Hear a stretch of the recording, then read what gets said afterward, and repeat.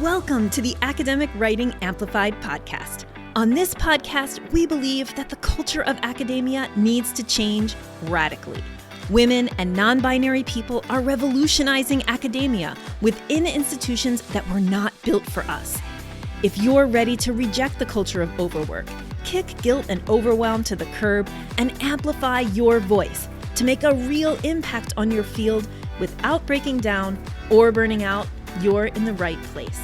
With our team of experienced writing coaches as co-hosts, we'll share insights and talk to inspiring guests to bring you the practical strategies, systems, and mindset shifts you need to find time to write, publish work you love, and design your career on your terms. And it all starts with writing.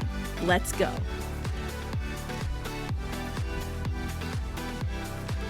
Hello, good listeners. Welcome to the Academic Writing Amplified podcast. I'm Kathy Mazak, and today I have a re-release for you. So I am a big podcast fan. I'm not always necessarily a fan of re-releases. So I wanted to do this little intro so that you can kind of see what I'm up to here. And I encourage you to listen to this re-release. I listened back to it as well before I decided to do this series. And I think it's really good. I think it's worth another listen.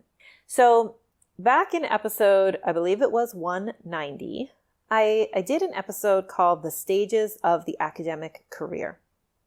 And for a while, there's been a theme in my work about how these rigid, I call them the received stages, you graduate with a doctorate, you do a postdoc, optionally depending on your field, pre-tenure, post-tenure, whatever. These kind of received stages, they don't define or they're not very good at capturing the real progression through the academic career.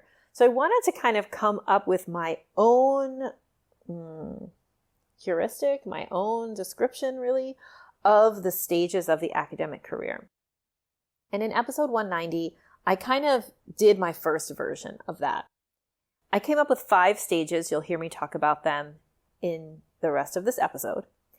And what I'm interested in, or the reason that I think it's important to rename the stages, is to really think about, okay, at each of these stages, which I am arguing are actually the important distinctions to make in the academic career, at each of these stages, people are doing X when their energy might be better placed doing Y. And I have actually 7, and this might change slightly as I develop these podcast episodes, but I have 7 different kind of areas of change. For example, your relationship with your advisor, your relationship to publishing, those kinds of things. You're doing this, but actually what you should be thinking about is this other thing. I think that this concept is really worth digging into. And so this episode, this re-release of episode 190 about the stages of the academic career, is to kick off a series where I'm going to dedicate a full episode to each of what I'm naming as the stages of the academic career. And so for the next, so that means 6 weeks, right? Today plus 5 more weeks of episodes about the different stages. As I kind of explore this idea with you, I hope you'll consider what stage you're at and what stage your mentees are at so that you can help better guide yourself, those people around you, towards their use of energy to advance in their academic career. By advance, I don't mean in the received stages way, but rather in the development of ourselves as scholars and academics throughout this career. So I hope you enjoy the first episode, which is a re-release of this series about the stages of the academic career. And you can be sure to keep tuning in every week to hear what these stages are and to hear me really deep dive into each one in the weeks to come. Enjoy. Today, we're talking about the stages of the academic career, and they are not what you think. So this is an idea that is absolutely in development, and I really wanted to talk about it on the podcast because talking through is how, I deepen and create new ideas. So glad you're here for this one today. So the kind of typical, or I call them the received stages of the academic career are more or less, right? Your doctoral degree, then maybe a postdoc, depending on what field you're in, then your tenure track job, then you get tenure, and then maybe you get full professor. So this is very much the American system with the names that the North American system has, right? So PhD, postdoc, tenure track, tenure, full. The names of these, like tenure track would be an assistant professor, tenure is associate professor, and full is full professor. Now, you can apply that same kind of path to wherever you are in the world, that you might call these different ranks, different things. And truthfully, these are the kind of socially received stages. These are not the actual stages that people go through. And not even in terms of like the names of the job, right? So many people do more than one postdoc. Some people will become full-time researchers before they get a tenure track job. Many, many different things can happen. This is why I call these the received stages of the academic career. But we often talk about this as like, the PhD stage or getting the doctoral degree stage is kind of one thing. And then postdoc and the first few years on the tenure track, we often call early career. And then we kind of usually call everything else after tenure mid-career, even though look, nobody's talking about late career. So, and I don't even know what we would say is late career. Anyway, today I want to propose some different stages. I want to say some preliminary labels for what I call the real stages of the academic career. And then I'm going to talk about what changes at each stage. I'm going to say the kind of like the list of things that changes at each stage. I'm in the process of developing more specifics about each of these things. But again, this is just wanted to get these ideas out there, see how they fly, see if it resonates with you, and if it's helpful at all. Okay. Now, the reason to replace the received stages with some language about what I consider to be the real stages, the reason for doing this is that it gives us, again, better language to talk about what's happening. Because just saying what of the received stages you are, like I'm a doctoral student, I'm a postdoc, I'm in a tenure track job, early career, whatever, that does not help us to identify the real work of those stages. And that's why I want to propose what I think the stages of the academic career actually are. All right, ready to go? Here we go. The first stage of the academic career I'm calling learning/apprenticeship. So again, these do not map to the received stages. And we do this for much of our career, but also definitely for the PhD and for the much of the postdoc, if there is a postdoc. But anyway, the first stage is really learning/apprenticeship. This is where you are deeply learning about your field. You are working closely with at least one faculty member or a committee or several faculty members over time in order to get apprenticed into research methods and ways of thinking and philosophies and theories about your field. So learning/apprenticeship is what I'm calling the first stage. The next stage I'm calling stepping into your own. So after you've done that learning and apprenticeship, the next work is to create something that is your own. And I often say step out from under the wing of your advisor. It doesn't necessarily mean break with your advisor, though for some of you, that is the advice. But rather like, okay, you were apprenticed, you learned, now it is time to do something on your own, like to step out from under the wing of your advisor or break with your advisor if the relationship is not that great. It depends on how you see the relationship. So stepping into your own. This is a hard stage of the career. It happens, again, like they do not map one-to-one to the receive stages.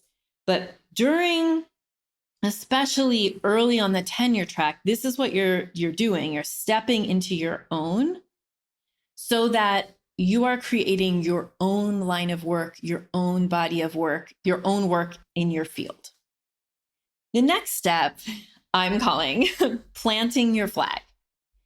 That is kind of equivalent to, although again, does not map one-to-one, but to give you a sense, this is the tenure moment. This is the moment where you're like, here is who I am. Here is what I'm about. I'm putting my flag in the sand and saying, this is me. And again, it can be hooked to tenure or not. It can happen in pursuit of tenure or not. But it is like maybe the most important moment of your career when you say, okay, I've not just stepped into my own, but now I am declaring this is my line of research. This is who I am. If you are doing that during the tenure process, this is you saying like, this is why I'm valuable to your institution. This is what I'm about. Take me or leave me, right? So that is planting your flag. After you've planted your flag, and it takes a lot of work to get to that stage because it takes a lot of clarity around what you want, the next stage is building your legacy. I see like this moment as going from the planting your flag moment. Sometimes you have to like couch yourself as indispensable, like especially because if it's around tenure, you're kind of making yourself unique. You're the only one, right? Like you're uniquely you. Your work is yours. When you're building your legacy, what you're actually doing is multiplying yourself, multiplying your efforts in the world through mentorship of other students, through building structures within your institutions that promote your work, support your work. So building your legacy is that, again, doesn't one-to-one map, but many people are in this stage once they get tenure. Not everyone, and I'll talk about that in a minute. But building your legacy is really making your work or making yourself like replicable. It's like making your impact bigger, making sure that your work is impacting the people who it's supposed to impact and that there are structures to continue that impact. That's the legacy part, right? Like we always want our work to have the impact on the people that it's supposed to. But also we want the work to live past us, to become part of the field, to become like ingrained in institutions or something that can be amplified. That is the building your legacy work. And then finally, and I think this is really important because nobody talks about the end of your career, is enjoying your legacy. So once you've done the work to kind of build the structures around your legacy, then you get to enjoy it. And you get to see new things grow from the seeds that you planted. And you get to see a sustainable future for your work. And that's really, really important. So to recap, the real stages of the career are learning/apprenticeship, stepping into your own, planting your flag, building your legacy, and then enjoying your legacy. And let me give you an example of how these don't map one-to-one. So many people who do our Navigate program or who I coach in our programs are moving through these stages in a way that does not align with the received stages.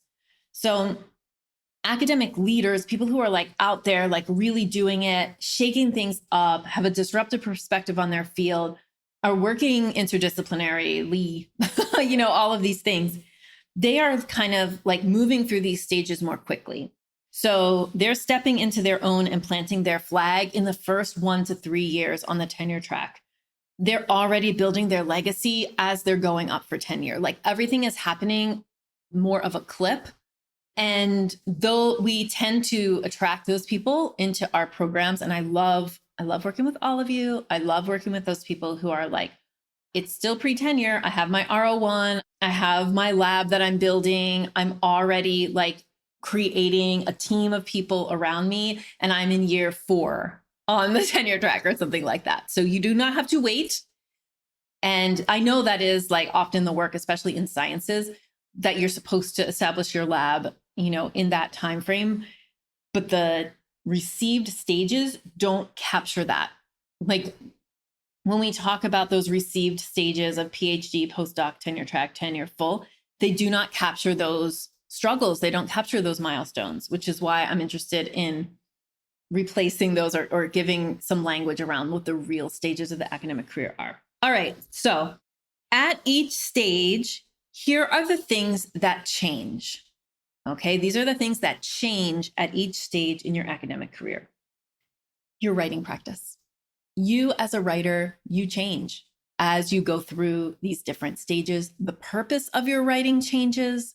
The quality of your writing changes. You as a writer yourself change.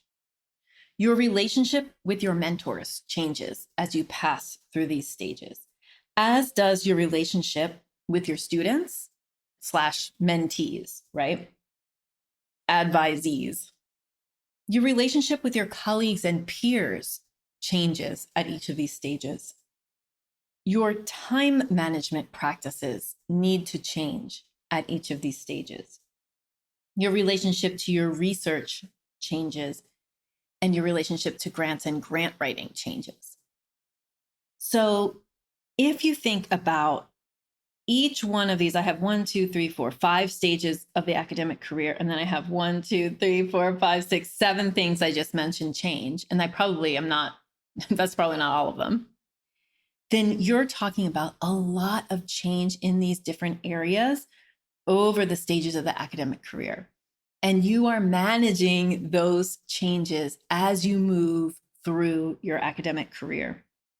And so what I want to do, which I'm not going to do on this podcast because I haven't fleshed it out already, is like I've been working on a matrix of here are the stages. Here are the things that change. And then for each little block where those, I guess it's not a matrix, it's a table. For each block of the table, I want to think about what you are worried about versus what you should be worried about or working on, the skills you should be developing at each stage. And if you've listened to this podcast for a while, you know that I don't love the word should. However, I think in this case, it's useful. So I'm going to give you an example. When you are in that stepping into your own stage where you're like coming out from under the wing of your advisor and kind of starting to make your own path, a lot of you are worried about publishing everything that you can, when what you should be worried about is curation. You see what I mean?